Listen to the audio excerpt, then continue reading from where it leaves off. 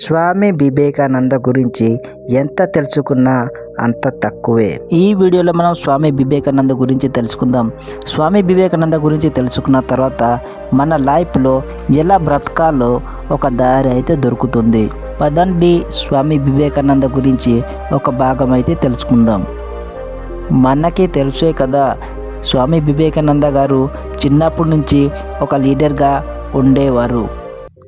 ఎప్పుడైతే తనకి 8 సంవత్సరం ఉంటుంది, అప్పుడే తన మిత్రులతో ఎక్కడికో బయటికి ఆడడానికి వెళుతూ ఉండేవారు.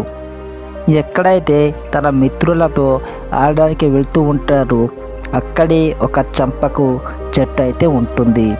అక్కడ స్వామి వివేకానంద గారు ఊగుతూ ఉండేవారు. ఆయనకి చాలా బాగా నచ్చేది. అలాగే ఒక్కరోజు స్వామి వివేకానంద గారు ఆ చెట్టును పట్టుకొని ఊగుతూ ఉండేవాడు. అప్పుడే తన ఫ్రెండ్ తాత అయితే స్వామీజీ పక్కన వస్తారు. తనకైతే భయం ఉండేది. ఎందుకైతే స్వామి వివేకానంద గారు అక్కడి నుంచి పడిపోతే దెబ్బలు అయితే తగులుతాయని. అందుకే తనకు అయితే ఒక ఆలోచన అయితే వస్తుంది. స్వామి వివేకానంద గారిని అంటారు, నరేందర్, ఈ చెట్టు నుంచి నువ్వు దూరంగా ఉండు. స్వామి వివేకానంద గారు అంటారు, ఎందుకు అని. ఆ తాత అయితే చెప్తారు, ఇక్కడ ఒక దెయ్యం ఉంది, అది చాలా భయంకరమైనది. అది రాత్రిపూట తెల్ల బట్టలు వేసుకొని ఇక్కడే తిరుగుతూ ఉంటుంది అని. ఆ దెయ్యం ఎవరైతే చెట్టు ఊగుతారో ఆడు మెడని కొరకేస్తుంది అని ఆ తాత అయితే చెప్తారు. ఇది విన్న తర్వాత స్వామి వివేకానంద గారు ముందుకి వెళ్తూ ఉంటారు. ఇది చూసి ఆ తాత అయితే కొంచెం నవ్వాడు. ఎందుకంటే నరేందర్ ఈ చెట్టుకు మరి ఎప్పుడూ ఎక్కడు అని. అందుకే భయపడి ముందుకు వెళ్తున్నాడు అని అనుకున్నాడు. ఇంకా ఆ తాత కూడా నరేందర్ తోటి ముందుకి వెళ్తూ ఉంటారు.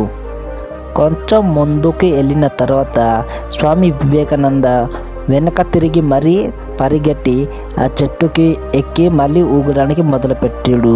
అప్పుడే తన ఫ్రెండ్స్ చూసి గట్టిగా అరుస్తూ చెప్పారు, స్వామి వివేకానంద, అక్కడ తాత చెప్పారు కదా ఆ చెట్టు దగ్గరికి వెళ్ళొద్దు అని, వెనక వచ్చి అని గట్టిగా అరుస్తారు. ఈ మాట విన్న తర్వాత స్వామి వివేకానంద అయితే గట్టిగా నవ్వారు.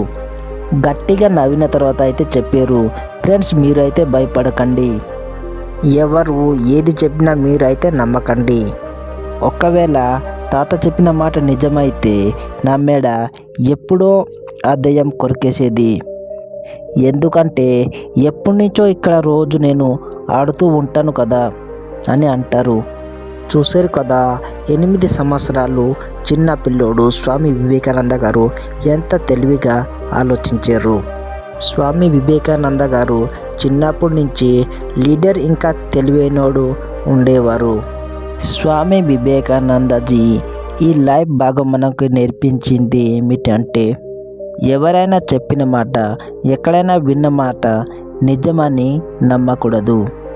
ఇది ఏదైనా సిగ్నల్ అవ్వచ్చు. మనం ఏదైనా పాత గ్రంథం చదివినప్పుడు అది ఎవరిదో జ్ఞానం, అది ఎవరిదో అనుభవం, అది అంతా అప్పుడే నమ్మాలి ఎప్పుడైతే మనకు అనుభవం దొరుకుతుంది. విన్న జ్ఞానం, అసంపూర్ణ జ్ఞానం చాలా బాధాకరమైనది. మీరు మధ్యలో ఎక్కడో ఇరుక్కుపోవచ్చు.